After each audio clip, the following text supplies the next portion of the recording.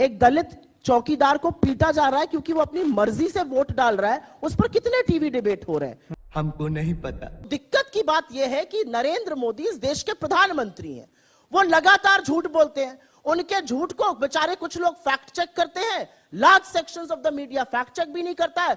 हैं? ये क्या हो गया? निश्चित तौर पर ये सवाल पूछे जा रहे हैं भारतीय जनता पार्टी के नेताओं से, लेकिन ये आपसे भी तो पूछा जाएगा कि जब आप संविधान बदलने की बात करती हैं तो भारतीय जनता पार्टी के किस घोषणा पत्र में, किस मैनिफेस्टो में इस बात का जिक्र है कि वो अगर आ गए, पूर्ण बहुमत की सरकार बन गई, 400 सीटें आ गई तो संविधान बदल देंगे? उनके पूर्व केंद्रीय मंत्री अनंत हेगड़े, उनके अयोध्या के सांसद लल्लू सिंह, उनकी ज्योति मिर्धा जो प्रत्याशी हैं हमारे यहां से ही गई हैं, वो गिरिराज सिंह, सब लोग तो बोल रहे हैं खड़े होकर, पब्लिक मंच से बोल रहे हैं संविधान बदल देंगे। तो या तो मोदी जी अपनी अगली पब्लिक रैली में कहें कि ये सब लोग देश विरोधी हैं, भाजपा इनसे कोई ताल्लुक नहीं रखना चाहती है, मैं इन सबको पार्टी से निष्कासित करता हूं, ये जो बात कह रहे हैं ये गलत है। मतलब इधर आप भांजेंगे संविधान बदलना उनकी तरफ, और यहां पर आकर मीडिया कहेगा नहीं वो कहां बोल रहे हैं अरे उनके लोग बोल रहे हैं। हमारा कोई लोकल बलिया का प्रवक्ता कुछ बोल देगा तो उस पर होगा पब्लिक डिबेट, प्राइम टाइम पर टीवी 9 पर डिबेट होगा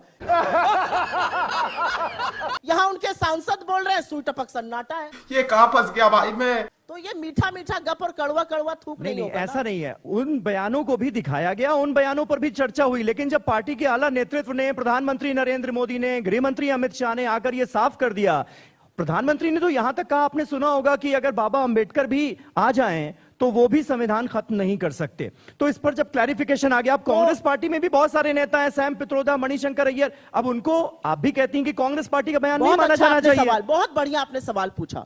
सैम पित्रोदा ने, जो अब इस पार्टी के पद पर भी नहीं है, इस्तीफा दे दिया, उन्होंने एक इस्तीफा दे दिया, उसको छोड़िए, उन्होंने एक बयान दिया, उस बयान पर 48 घंटे चर्चा हुई। कांग्रेस पार्टी के शीर्ष नेतृत्व से लेकर हम सब ने, जो संचार विभाग में है, संचार विभाग के प्रमुख हैं, कहा कांग्रेस का इससे कोई लेना देना नहीं है, आप डिबेट क्यों कर रहे थे उस पर? लो सुना क्या? ये भी मेरी गलती है।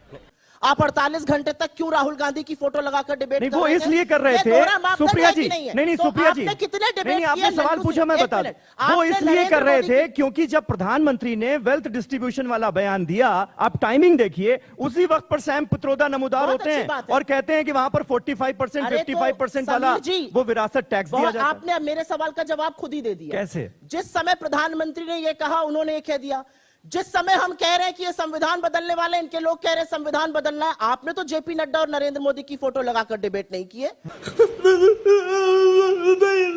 आपने तो नहीं बोला कि लल्लू सिंह आपके सांसद ने कैसे कहा, आपने तो नहीं बोला अनंत हेगड़े ने कैसे कहा, आपने तो नहीं बोला। चलिए यही इसी सवाल से अब मैं जरा 2-4 बातें सुधांशु जी से कह दूं।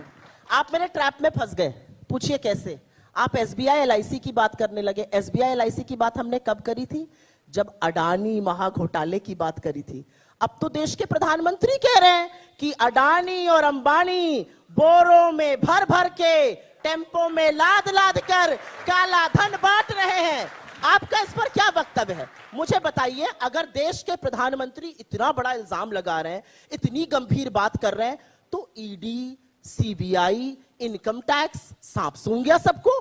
गजब बेइज्जती है, कोई जा ही नहीं रहा है। अरे अगर टेम्पो नहीं पकड़ेंगे मोदी जी तो कहां तक टेम्पो पहुंच जाएंगे? अच्छा बात नहीं है।